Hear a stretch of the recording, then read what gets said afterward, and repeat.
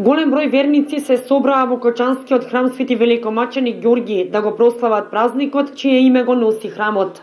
Се смета дека на овој ден е осветен храмот, па затоа заслужува посебно внимание, иако храмовата слава се празнува на 6 мај Ѓурѓовден.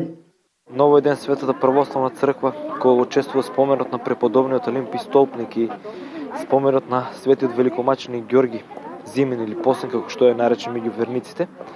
Нели, како што знаеме, и нашиот храм го носи неговото име, а според некои документи и списи кои што располагаме, ние се претпоставува дека токму на овој ден е осветен истоимениот храм, нели, во Кочани пред 99 години. Значи до година ќе имаме еден јубилеј 100 години од изградбата, односно осветувањето на храмот, кој што според пак ќе кажам тие документи, како што сведочат, изградбата е почната некаде 1912, па траела се до 1917 година.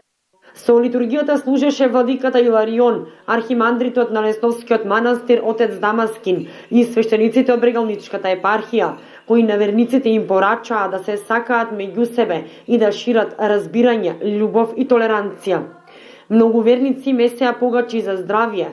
Оние кои го носат името на светецот го славија својот именден, а доста семејства го празнуваат и како домашна слава и подигаа панагии. На вечерната богослужба наспроти празникот се служеше и постна вечера.